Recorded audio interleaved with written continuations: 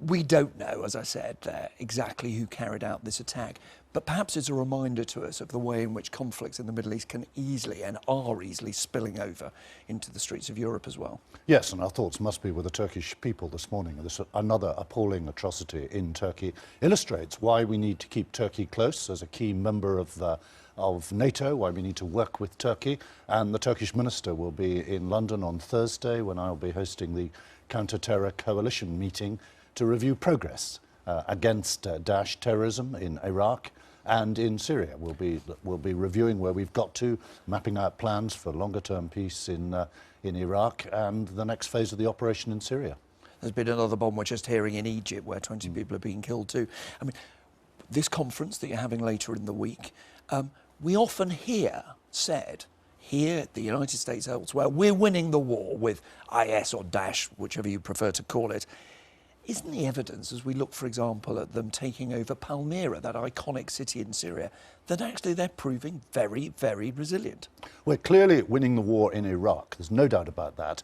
Daesh are down to their last 10%. They've lost 11 cities in Iraq, and they're now being attacked in Mosul, which we hope to liberate shortly. And we'll be reviewing progress on Thursday with the military commanders of the operation. They're well into Mosul at the moment, and Daesh is losing ground there. The campaign in Syria is more difficult, but on Friday, the Syrian Democratic Forces started their advance on Raqqa, which is the other great capital that Daesh is hanging on to. And there's no doubt that Daesh are being degraded, and they have to be, because it is Daesh, ISIL, whatever you call them, that is actually the biggest threat to Western Europe and to Britain. Do you not find yourself, even as you say those words, wanting to sprinkle quite a lot of scepticism on them? When you first became Defence Secretary back in 2014, the word then, the briefings you had then, Mosul's about to fall, we're going to take it, it's a crucial city, still not fallen. Daesh were within a few miles of the gates of Baghdad then.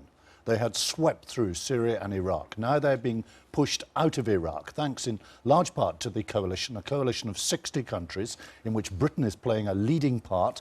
The coalition's carried out some 25,000 strikes. The British Army's trained 30,000 Iraqi and Kurdish soldiers, and the RAF are continuing to work on these targets, opening up the advance to Mosul and now on to Raqqa. Now, as you say, on to Syria, on to Raqqa. Is it time to express a painful truth and say to people, you know what, the battle against IS, as you put it, the battle against Daesh, is so important. We've got to forget all our other concerns and our compunctions. We're going to get into bed with Russia and Vladimir Putin. We are going to, once and for all, take this battle to them. Well, Putin has been doing something quite different. He's been propping up the Assad regime in Syria. He's been helping them to bomb his opponents in Aleppo, bombing hospitals, preventing humanitarian aid getting through, and prolonging the civil war, which actually makes it more difficult to deal with the Daesh. But Aleppo is about to fall, isn't it? It looks now as if, sadly, Aleppo will fall. So brutal though it is, would it not be better to say, let it go? Let us understand that Assad is winning, that Putin is winning, and we might as well accept that reality and move on to IS. And how can you be winning by bombing hospitals, by blocking humanitarian aid convoys, and you end up with a country that the regime only controls 40% of and is still opposed by most of his people? That's not a victory for anybody. On the contrary, we keep appealing to Russia to use its influence to get this civil war stopped, to help us rebuild Syria with a genuinely plural government that can appeal to all the people of Syria, and then we can get on with the task of dealing with Daesh. So you are prepared to turn to the new American administration, to say to President-elect Trump, to say to the people he is appointing one by one, when you say let's do a deal with Putin, we Britain hold out. You're wrong, we're not going to do that. No, I've been over in the States just last week talking to the military leadership there, and we've been welcoming the appointment of the new Defence Secretary, James Mattis, who is well known to us here. Well known as Mad Dog. No, a thinking soldier, I think very highly respected. He was a former NATO commander. We know him well and we'll be working with him. Look, on talking to Putin, there are things we have to talk to Russia about, of course, to de-escalate tension, to explain the purpose of our deployments within NATO, to reassure the eastern members of NATO, and to persuade Russia to use its influence where it has great influence, and one of those countries is Syria. But it can't be business as usual or some great deal with Russia. Can't be business as usual. We're talking about the man who looks set to be the next Secretary of State, effectively the Foreign Secretary for the United States, Mr. Tillerson. who was awarded in person by Vladimir Putin the Russian Order of Friendship, a man who opposed sanctions when Russia moved into Crimea. This is an argument in the United States you have already lost. No, I'm not going to comment on an appointment that hasn't yet been made. What I can tell you is the appointment... Would you like to work with anybody who's had an Order of Friendship from Vladimir Putin? Well, let's be clear. I'm ready to work with the new Secretary of Defence, Jim Mattis, whose appointment has been widely welcomed by the US military, by all our allies in NATO, to be strong against Russian aggression towards NATO, to de-escalate tensions with Moscow, and as I said, to continue to work with Russia on how we get towards a settlement in Syria, but that can't be treating Russia as an equal. Russia is a strategic competitor to us in the West, and we have to understand that. Talking of friends, talking of painful truths, let's turn to the Foreign Secretary, your close colleague and friend, and what he said. Wasn't Boris Johnson telling the painful truth when he spoke about Saudi Arabia earlier in the week? No, Boris does a huge job for this country as Foreign Secretary. Including speaking the truth. He's promoting British interests around the world. Indeed, he's setting out the new, bigger international role we expect to play when we've left the European Union. I'm sorry, I paused because I thought you were going to tell me that he was or wasn't speaking the truth. Let me help you with it. He said that Saudi Arabia twists and abuses religion. The government said, in the form of Downing Street, that he was not speaking for the government. So it is your view, is it, as Defence Secretary, that Saudi Arabia does not twist and abuse religion? No, let's be very clear about this. The way some of his remarks were reported seemed to imply that we didn't support the right of Saudi Arabia to defend itself, and it's being attacked by Houthi terrorists from over the border with Yemen, didn't support what Saudi is doing in leading the campaign to restore the legitimate government of Yemen. Some of the reporting led people to think that, and that's all. So he didn't misspeak. This was simply the way he was reported and interpreted. The way it was interpreted left people with the impression that we didn't support Saudi Arabia, and we do.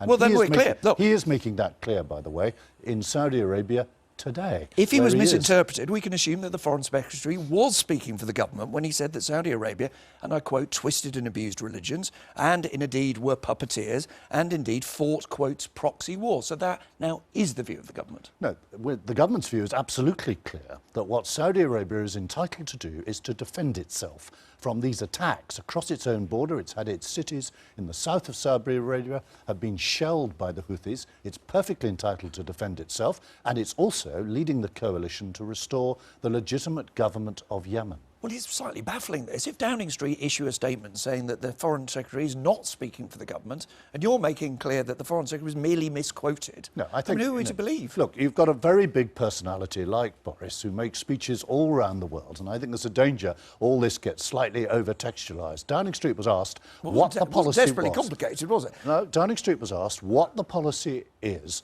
so far as Saudi Arabia's right to defend itself, and we're very clear on that. Saudi Arabia is fully entitled to defend itself against missile attacks over its own border. Well, let's talk about that. Let's talk about the war in Yemen. Do you believe that we in Britain, that the British government, that you as Defence Secretary, bear any moral responsibility for the fact there are thousands of dead in that country, 3 million people have displaced, 14 million are close to starvation? Yeah, we've seen a terrible civil war in Yemen, and we want that brought to an end through the United Nations process. But do we bear any moral responsibility for it? What the coalition is doing there is restoring the legitimate government of Yemen in dealing with the Houthi rebels, who, by the way, are supported by Al-Qaeda, a very direct threat to this country. So we have an interest in seeing this civil war brought to an end and the Houthis defeated. So I think you're saying we don't have moral responsibility. Now, these are our bombs, often. They are our planes. They are our military advisors.